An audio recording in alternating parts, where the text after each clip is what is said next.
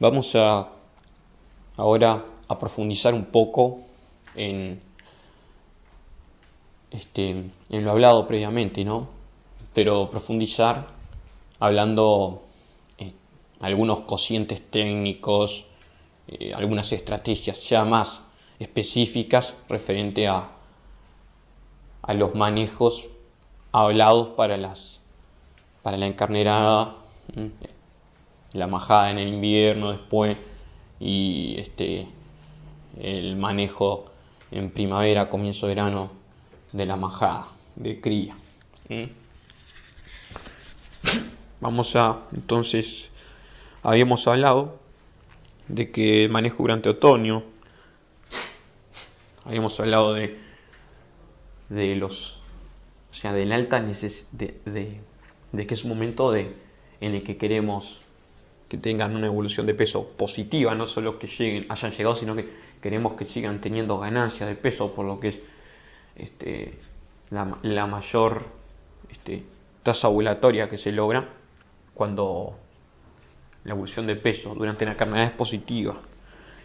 Y entonces por eso se maneja la sobrealimentación flashy, que siempre se pretende hacer, siempre que se puede, se pretende hacer en base a pastura porque es lo más económico, ¿no? Entonces, pero sin embargo se combina ese momento, estamos hablando de marzo, abril, la encarnerada se combina con un momento susceptible en las pasturas, porque si se trata de un campo natural, es el momento donde las especies invernales, donde tenemos que favorecer el rebrote no, tenemos que favorecer el rebrote, pero tenemos que favorecer la acumulación de reservas, ¿no? para la generación de macollos. En otoño es cuando se genera la mayor cantidad, donde especies como gramíneas como festuca, invernales como festuca, ¿no? Y otras más van a generar los macollos que después no van a estar explicando la productividad durante el invierno y primavera. Por lo cual es un momento relevante, estratégico, donde hay que manejar pastoreos aliviados. Si se trata de una pastura mejorada con leguminosas, alguna leguminosa invernal, estamos hablando del trébol blanco, ¿no? Una especie invernal. También es un momento importante en ese sentido porque es cuando tenemos que favorecer la estolonificación, que en los estolones también se generan yemas y eso va a generar, eso va, además de que va a permitir una mayor producción después invernal y primaveral, va a permitir también mayor perennidad del trébol blanco, que lo podamos utilizar hasta el cuarto año. Entonces es algo ambiguo de que uno quiere darle palo a la pastura, ¿no? Para lograr ese año la mayor prolificidad, ¿no? Preñez y prolificidad, después pero por otro lado podés perjudicar el recurso natural que es la base, ¿no? Productiva, el forraje. Entonces, el manejo durante otoño debe ser realizado de tal forma que permita a las plantas recuperarse del periodo estival. Las condiciones climáticas de esta estación, el otoño, favorecen un proceso de activo macollaje. Estamos hablando ahí de especies como festuca, ¿no? Invernales como festuca, invernales. No me acuerdo otro. Están los Phytochaetum también, pero son menores en producción los Phytochaetum. Y bueno. Entonces, es importante favorecer la acumulación de reservas.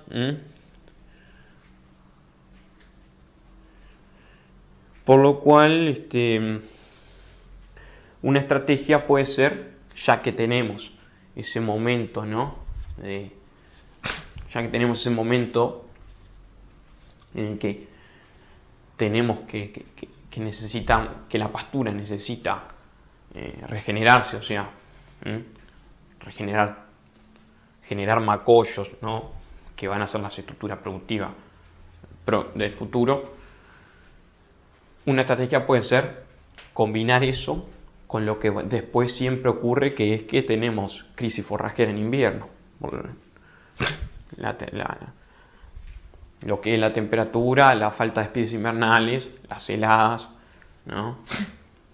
La falta de especies invernales, sobre todo, muchas veces. O los manejos que se hicieron históricamente, que se liquidaron las especies invernales en los campos, ¿no? Entonces una estrategia puede ser, como forma de a futuro en invierno, mejor tener más forraje, cerrar en otoño, hacer aprovechar que queremos regenerar la pastura, que acumule reservas, que macollen abundante, ¿no? Aprovechar que queremos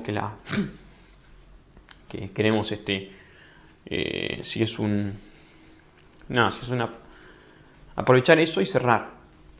Entonces lo ideal sería en invierno cerrar, en otoño, si es un campo natural común, cerrar unos 50 días, ¿no?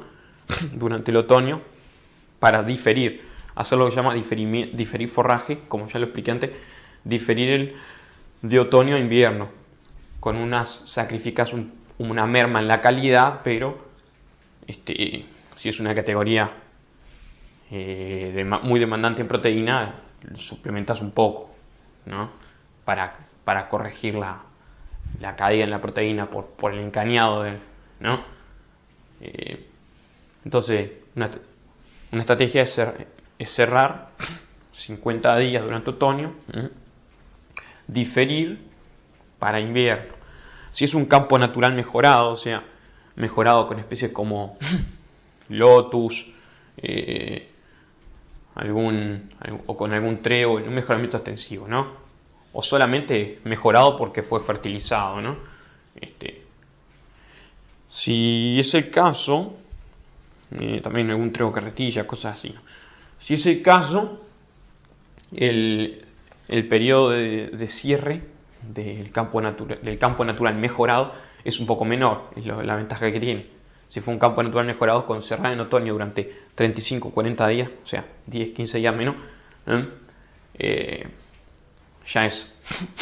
ya tenés lo necesario para invierno, ¿no?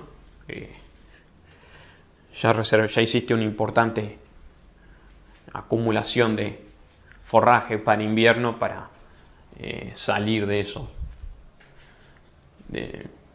Todo depende, ¿no? De cuántas estamos hablando, ¿no? Y el número de animales que se tiene y todo eso, es obvio, pero hay que hacer una presupuestación ahí, obviamente. Está eso, decir que el cierre estratégico entonces en otoño es una forma de matar dos pájaros de un tiro, que es 35 días en campo natural mejorado y 50 días en campo natural corriente, ¿no?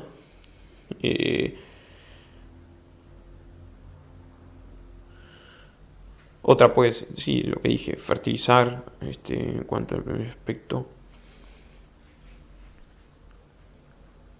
Está lo que habíamos dicho, esto ya lo dije. El manejo del pastoreo debe ser, entonces en otoño, llegada las condiciones ya más otoñales, ahí fin de febrero, cuando caen las primeras lluvias de fin de febrero, y vemos que la temperatura ya empieza a bajar, ahí hacer un pastoreo intenso, para remover restos secos acumulados en verano, y después dar alivios durante el otoño y hacer lo que se dijo recién. Remover los restos secos ya maduros va a promover el rebrote. Igual, el manejo en primavera y verano debe haber sido el correcto, ¿no? siempre. Sobre la pastura, por ejemplo, había hablamos del pastoreo, ¿no? Vamos a ir con la pastura ya que estamos.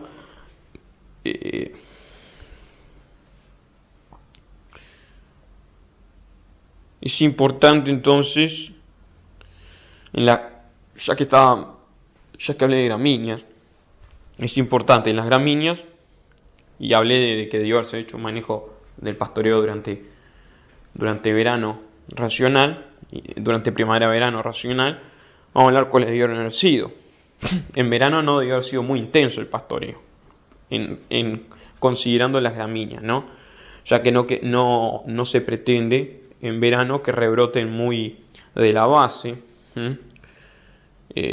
porque esto las dejaría susceptibles a déficit hídrico, ya que les matamos la reserva. Claro, si hacemos pastoreos muy intensos en verano, ¿no? Cuando suelen haber déficit hídrico por la alta demanda atmosférica y por a veces el tipo de suelo, ¿no? La profundidad de los suelos, la capacidad de almacenaje de los suelos de agua. Entonces en verano, cuando hacemos pastoreos muy intensos, las obligamos a rebotar muy de la base. Obviamente las reservas de las forrajeras están en la base, en los macollos. Entonces agotan las reservas. Además que les liquidamos toda el área foliar remanente, entonces tienen que sí o sí rebrotar de las reservas, porque no, capacidad fotosintética remanente, fotosíntesis remanente no le dejamos prácticamente. Entonces es importante entonces no castigar mucho remanentes. Entonces en verano hablamos de remanentes de 6 centímetros, dejar remanentes de 6 centímetros. Y lo correcto sería entrar con alturas de 20, 25 centímetros. 20 centímetros. Entramos con 20 y salimos con 6. Eso sería lo más correcto para las gramíneas, ¿no? Principalmente las gramíneas invernales. Si queremos cuidar las gramíneas invernales. Lo más importante es respetar el 6, ¿no? Respetar el 6, obviamente, de salida, el remanente. Después en otoño, como ya dije, es deseable eliminar temprano en otoño los restos secos a través de pastoreos intensos y después manejar alivios. Posteriormente en primavera, es importante en primavera dejar las especies semillar. Sí. Esto principalmente para las invernales, que son las que van a florecer obviamente primero. Y en invierno, antes de primavera, perdón, en invierno sí hay que manejar intensidades importantes, por lo que además estás obligado, ¿no? Pero si hiciste un correcto manejo de las especies invernales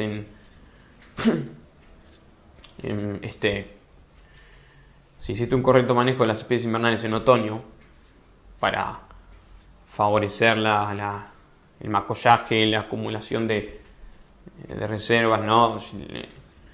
El manejar un 3 centímetros de salida durante el invierno no va a tener grandes problemas. Obviamente en invierno son frecuentes también los pastoreos, porque no con 15 centímetros, porque está necesitado. Bueno, por ejemplo, hablamos del trébol blanco. El trébol blanco es una leguminosa que puede perfectamente se siembra en pasturas mezcla, ¿no? Con festuca, con lotus, y es una especie principalmente invernal que te da como 25% de entrega de forraje en invierno, por ahí. Acá lo tengo. No, 23 te da en invierno. Bueno, trébol blanco. es estolonífera, de hábito de crecimiento estolonífero. Su máximo, entonces, crecimientos en primavera, sí, obviamente, pero entrega, todas son primaverales principalmente, pero entrega mucho forraje en invierno. Hablamos de un 23% de entrega de forraje anual en invierno, es mucho. Si estamos hablando de que en el segundo año, cuando la producción es máxima de forraje, en el segundo año te está entregando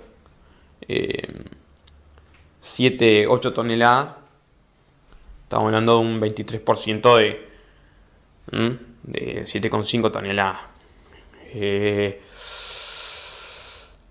En esta, como dije, es muy importante no excedernos en el manejo del pastoreo durante el otoño para permitir la correcta estolonificación y por consiguiente la perennidad que nos rinda a los 4 años potencial.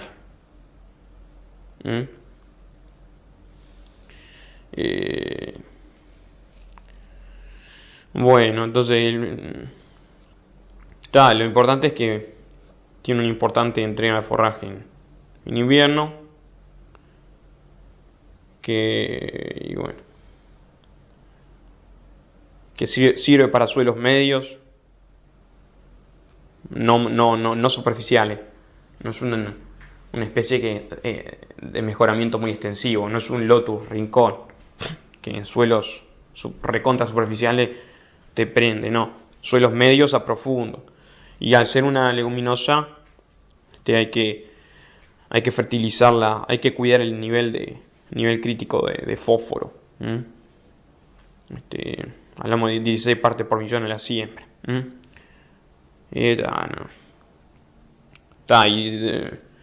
manejo del pastoreo,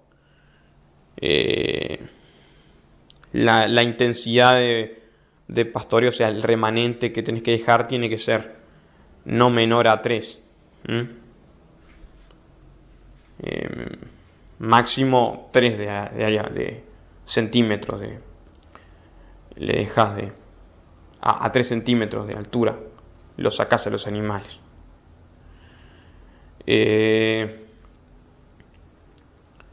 Manejar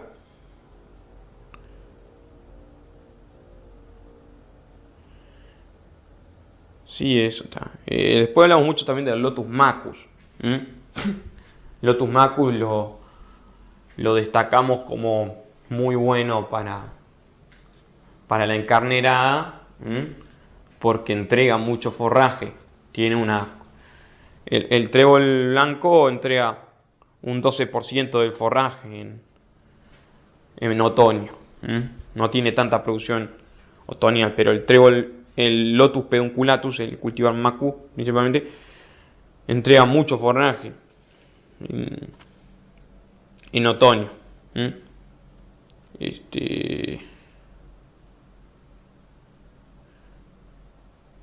Entonces, y además hablamos de que tenía mucha proteína pasante, ¿no?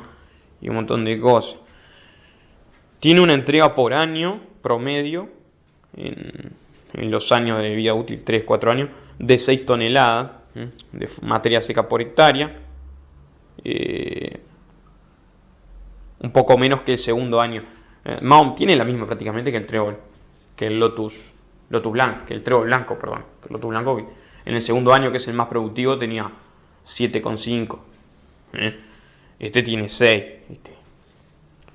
Pero está, en el promedio de todos los años tiene 6. O sea, que sería lo mismo que el otro en realidad. De estas 6 toneladas, dice,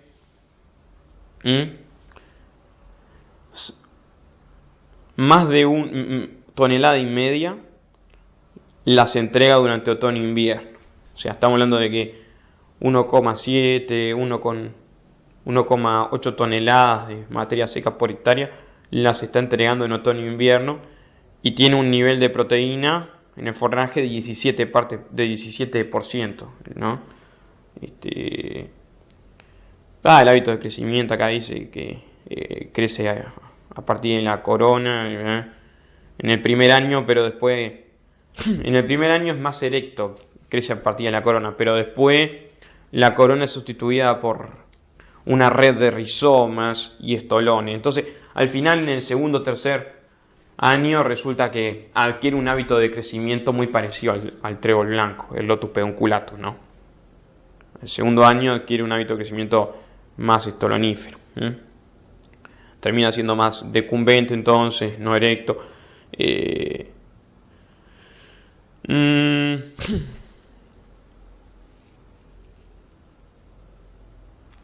Y tiene la misma característica que el trébol blanco, en el sentido de que en otoño, cuando se acorta el fotoperíodo, en otoño, los rizomas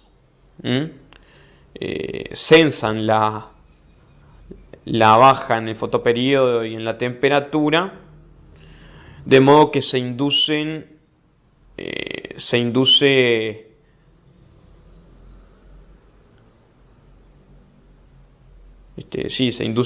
la generación de más rizomas. O sea, que durante el otoño, por la caída en el fotoperíodo y la baja en las temperaturas, pasa algo parecido con el trébol blanco, pero en vez de con los estolones, con los rizomas, principalmente en el Lotus pedunculatus, que se aumenta la actividad de crecimiento de rizomas durante el otoño. El Lotus pedunculatus, la vedette de la encarnerada, forrajera de la encarnerada, te pide suelos bien drenados, te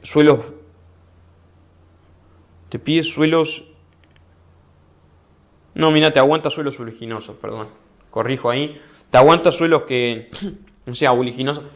El Lotus pedunculatus te soporta suelos que estén encharcados un periodo de tiempo, no que estén que sean una laguna, no que estén encharcados todo el año, pero que estén cierto periodo de tiempo encharcados. El Lotus pedunculatus lo soporta. Se desempeña bien en suelos de baja fertilidad. O sea, en ese sentido ves la ventaja que tiene respecto al trébol blanco. En ese sentido tiene una ventaja, que el trébol blanco necesita alta fertilidad. Y tolera bajo pH. Hasta aluminio intercambiable. Es otra ventaja que te ofrece, que si tenés suelos de ese tipo, ¿no? En suelos encharcados, en suelos de baja fertilidad, obviamente baja fertilidad se puede hacer perfectamente aluminio intercambiable, ¿no? Bajo pH del suelo, en esos suelos donde no podía sembrar no podía sembrar un trébol blanco, ¿no? Un trébol rojo. En esos suelos puedes sembrar el pedunculatus, que es también una leguminosa, tiene alto contenido de proteína, ¿no? Y entrega mucha cantidad de forraje. El rebrote va a ser a partir de yemas de tallos no cortados y de yemas en la corona, ¿sí? Como todos los lotus, pero diferente a los demás lotus, también rebrota el Lotus pedunculatus de yemas de los rizomas. Obviamente, si tiene rizoma, también puede rebrotar en yemas de los rizomas. En ese sentido es semejante al trébol blanco también. El manejo del pastoreo, entonces, en primavera tendríamos que entrar con una altura de 15 centímetros, lo que se llama la frecuencia, y dejar un remanente en primavera de 4 centímetros, no menos, de modo de asegurar que mantenga en primavera-verano mantenga un margen mínimo de reservas. En verano incluso se le aumenta los centímetros de remanente para favorecerle todavía más en mantener las reservas. Igual que en verano hacemos lo mismo que con las especies invernales gramíneas. Salimos con 6 centímetros. En otoño, obviamente que si hablamos de que tenemos que favorecer la generación de rizomas, en lo que sería priorizar la productividad futura de la especie, de la pastura, y la perennidad habría que permitir la acumulación de carbohidratos, ¿no? Por lo cual en marzo-abril habría que hacer pastoreos aliviados, de modo de permitir que esto tonifique y que genere rizomas, ¿verdad? Y bueno, y en invierno, o sea, como con el trigo blanco, dejar remanentes de 3 centímetros. La razón por la que tiene proteína pasante es porque tiene taninos que la protegen de que sea degradada la proteína en el rumen. Eso es algo muy importante, ¿no? En laneros, en razas lanares tiene ventajas eso, ¿no? Y tiene ventajas para la reproducción, tiene ventajas para la generación de lana, para todo, ¿no? Entonces,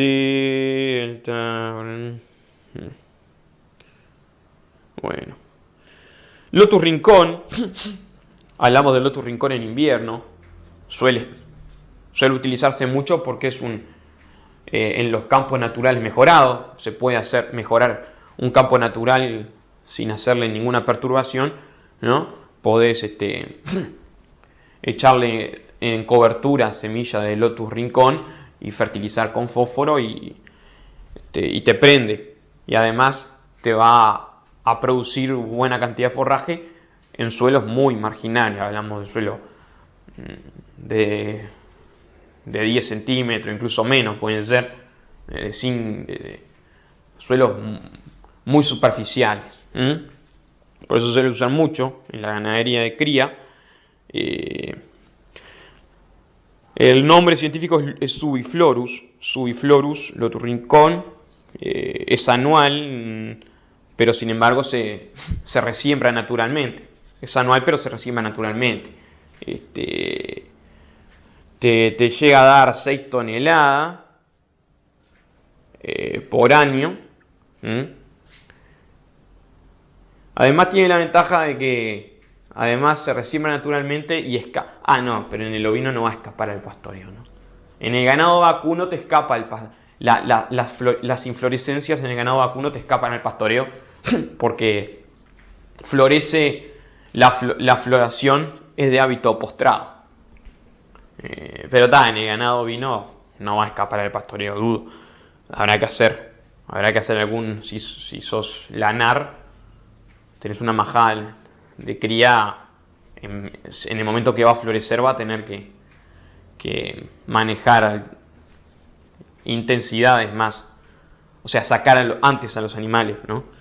Entonces dije, la producción anual del Lotus Rincón es 6 toneladas, te entrega 700 kilos en otoño-invierno,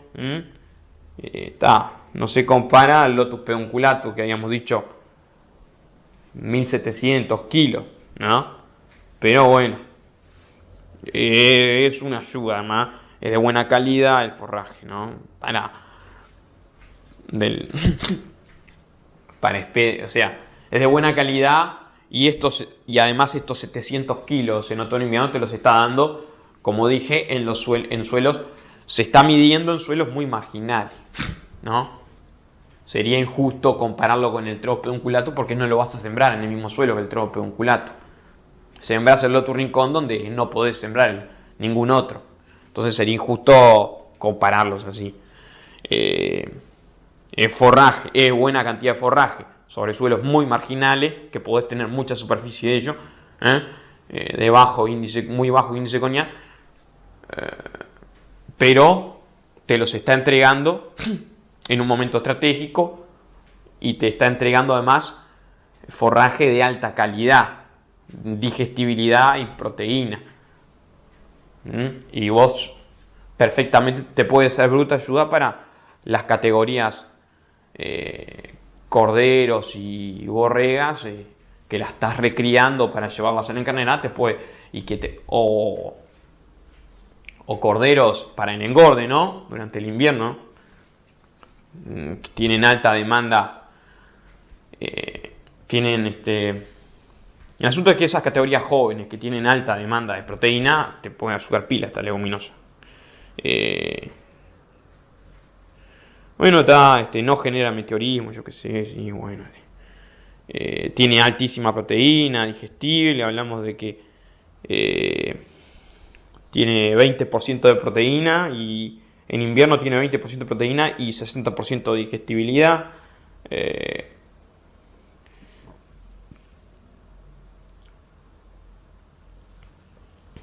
Bueno, máxima oferta de forraje. La máxima oferta de forraje es entre agosto a noviembre, sí, obvio. Fin de invierno, primavera, como toda. Y está. Ya hablamos bastante de este.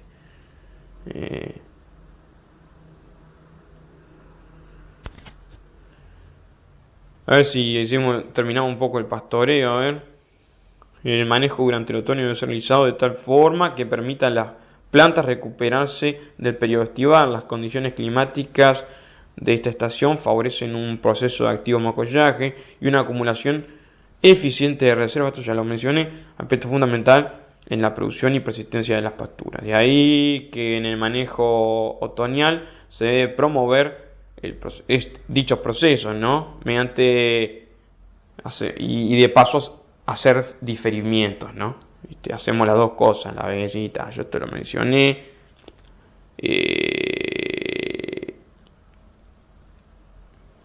¿Qué puedo decirte? Vamos a pasarnos de lo que es entonces nos vamos a pasar de lo que era el manejo hablar del forraje, que es durante las estaciones, ¿no? Vamos a pasarnos a hablar de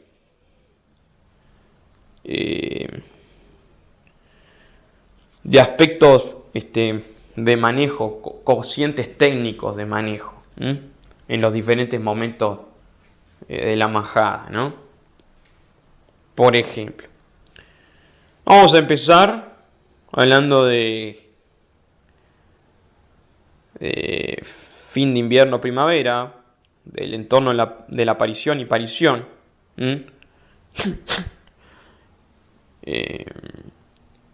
Es importante lograr para Corriedal, raza Corriedal, que lleguen al parto con condición corporal 3, las madres, y la merino que llegue con 3,5 al parto. Esto va a garantizar, está asociado obviamente a un peso al nacer de los corderos. Haciendo esto logramos un peso al nacer de los corderitos de no menor a 3,5 kilos, lo cual va a significar que los llevemos con 4 kilos, que tengan 4 kilos al nacer los corderos, les va a asegurar un mejor nivel de reserva y evitar que mueran de inanición en esas primeras 5, 6, 7 horas primeras cruciales, que es cuando las más críticas, ¿no? Manejo de la carga, cuidar o sea, en invierno cuidar, asegurar una cantidad de forraje al comienzo durante el invierno en el campo natural de 1,5 toneladas, lo cual se correlaciona en los campos naturales basálticos con 7 centímetros de altura del tapiz. A estos campos a estos campos se les debería hacer manejar una carga ovina de no más de 5 ovejas por hectárea. 5 ovejas por hectárea durante el invierno sería lo ideal. Obviamente, si necesitan más, se debería contar con algún mejoramiento, alguna avena, ¿no? O si no, suplementar. Si es campo natural mejorado, el doble de carga te permite en invierno 10 ovejas por hectárea. Entonces, manejo en invierno.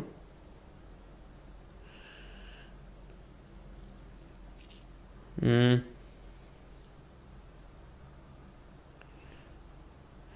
Durante ya en el parto, las razas las razas que se usan acá en Uruguay no suelen, no, córrida, albiste, a menos que sean cruzas capaz, ¿no? Pero con raza lechera, razas ovinas lechera, pero la raza, la córrida, la merino, la ideal, y todas estas, no suelen tener pico de lactancia, ¿no? Eh, el pico de lactancia en ovejas tipo lechero suele darse entre los 20 y 30 días, posparto. Eh, pero en el primer mes de lactancia se consume el 50% de la leche, el cordero, que va a consumir en el total de su lactancia. Ya a las 15 semanas,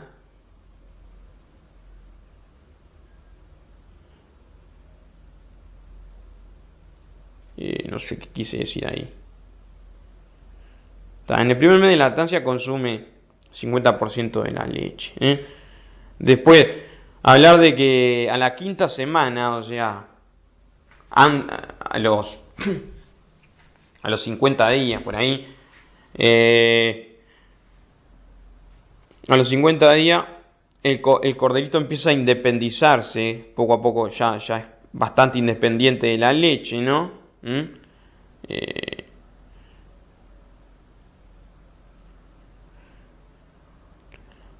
El máximo... recordar que la lactancia es el momento de máximo requerimiento nutricional de la majada, ¿no?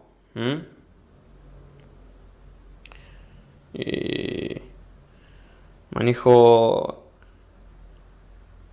Hablar de que previo al parto se debió haber separado se debió haber controlado Pietín, haberse evaluado Pietín, porque en el invierno por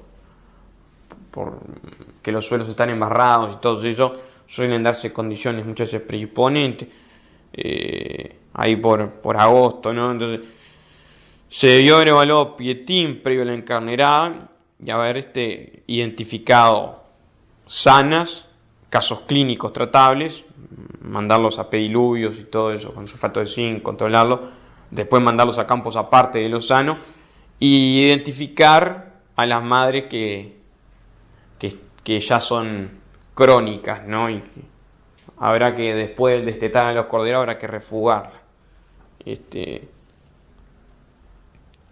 También que previo al preparto se vacuna contra clostridiosis, lo dije.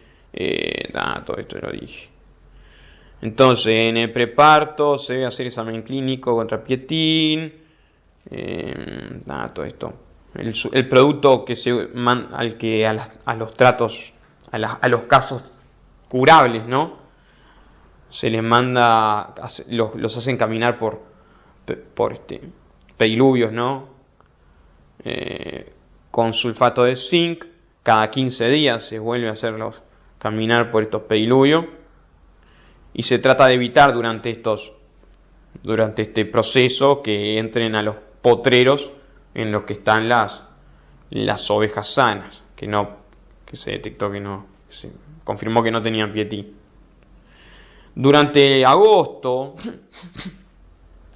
fin de julio-agosto, es relevante hacer, en los casos que no se hizo ecografía, obviamente, ¿no? Los establecimientos que no se hacen ecografía, palpar ubres, porque el palpar ubres te permite anticiparte 20 días a lo que es la aparición, o sea, te permite detectar las que están próximas a parir en 20 días, ¿no?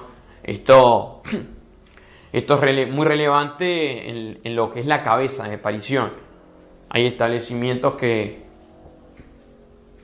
tienen encarneradas largas, estamos hablando de 40 días de encarnerada, lo cual determina que estén más dispersas las pariciones y obviamente el lote cabeza de parición van a ser las que fueron preñadas en marzo, comienzo de marzo, van a parir más sobre el invierno, con temperaturas menores, menos cantidad y calidad de forraje, y bueno, van a ser las cuyos corderitos la van a tener más difícil, ¿no?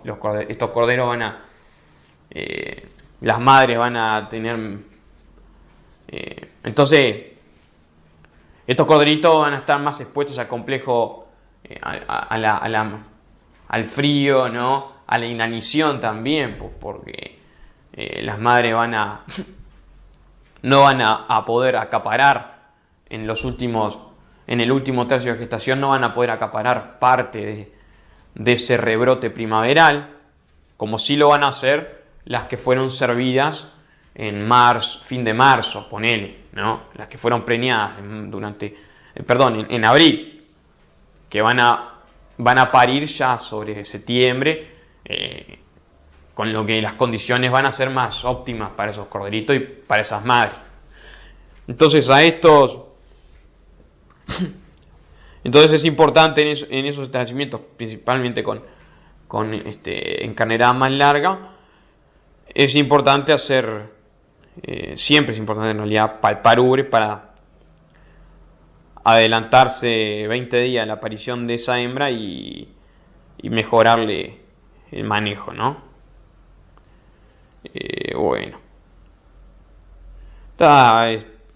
es importantísimo verificar la hipoglucemia en los corderos durante las 5 horas posparto. En las primeras 5 horas verificar hipoglucemia, porque ahí ya agota las reservas los corderitos, ¿no? También verificar que consuman un 10% de su peso vivo en calostro. Estamos hablando de que si nacen con 4 kilos, estamos hablando de que tienen que consumir 4 litros de calostro en las primeras 12 horas de vida, para asegurarles la supervivencia. En caso de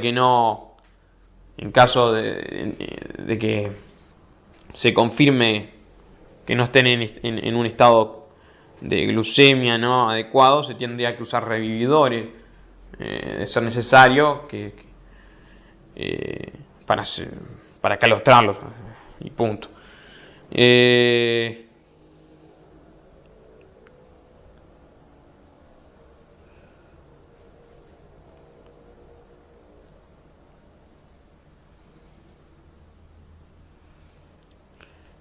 Y a ver si...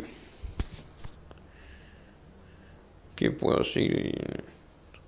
Estamos hablando de cocientes técnicos que se nos hayan pasado.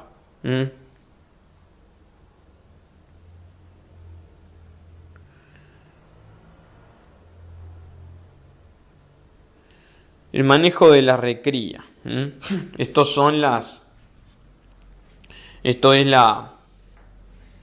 las que van el manejo de las que van a ser encarnadas a los 18 meses, ¿no?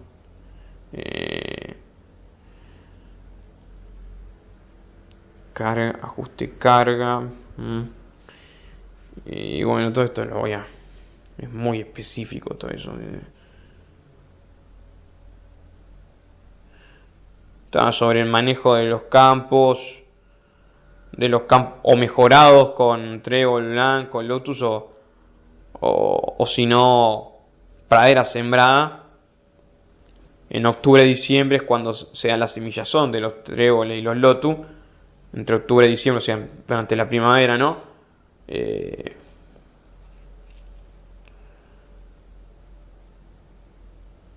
Después de ya avanzado verano, podemos hacer pastoreos de limpieza, hablando de estas especies, ¿no? Con alivios en marzo-abril, como ya dije, para favorecer la propagación vegetativa. Gramíneas en caña, restos secos.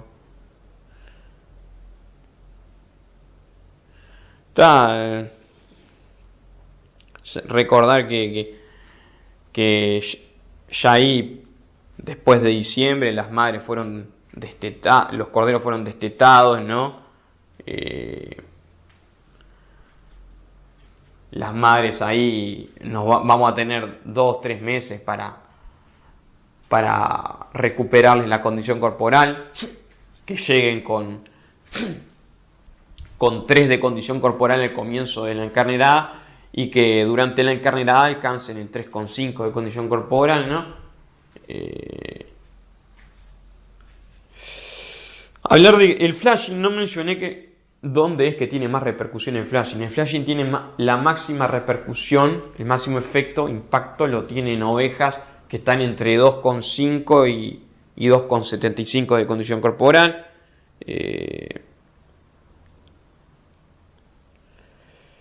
Y bueno, che, por acá lo voy a dejar.